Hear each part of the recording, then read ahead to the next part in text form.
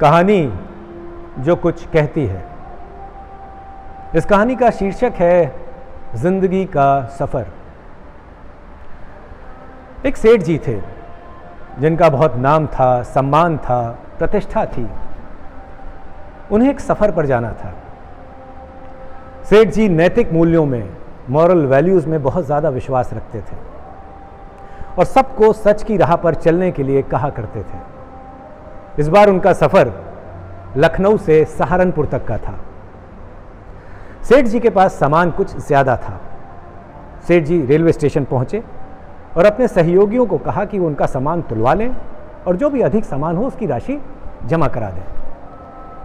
ये बात एक गार्ड सुन रहा था। वो सेठ जी को जानता था। वो सेठ जी के पास आया और बोला, आप चिंता ना करें, सामान तुलवाने की आवश्यकता नहीं है, मैं आपके साथ चल रहा हूं। सुनकर सेठ जी बोले कि तुम कहां तक जाओगे?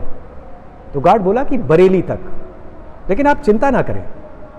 सेठ जी बोले कि लेकिन मुझे तो और आगे तक जाना है, सहारनपुर तक, तुम तो बरेली में उतर जाओगे। तो गार्ड ने मुस्कुराते हुए बोला कि जहां मैं उतरूंगा वहां दूसरा गार्ड चलेगा, हम लोगों का सामंजस्य होता है, आपस में अरेंजमेंट रहता है, तो आप चिंता ना करें, वो आपका सामान सकुशल सहारनपुर तक पहुंचा देगा।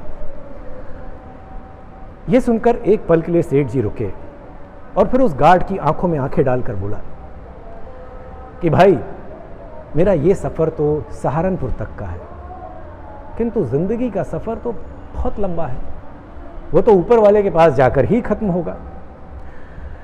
वहां पर मुझे अधिक सामान का किराया ना देने के बोझ से, उस गिल्ट से मुझे कौन बचाएगा? और सफर के दौरान जो डर में सफर करूंगा सो अलग।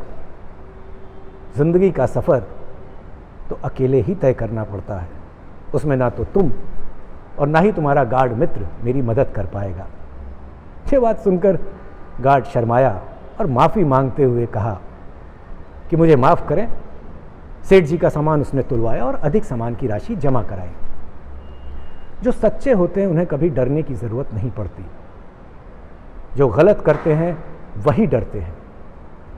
विशिष्ट व्यक्ति होने के बावजूद किसी भी प्रकार का लाभ ना लेकर सभी नियमों का पालन करना दूसरों को ऐसा करने के लिए प्रेरित करता है और विशिष्ट व्यक्ति को महान होने की श्रेणी में लाकर खड़ा कर देता है, जिसे दुनिया सदियों तक याद रखती है।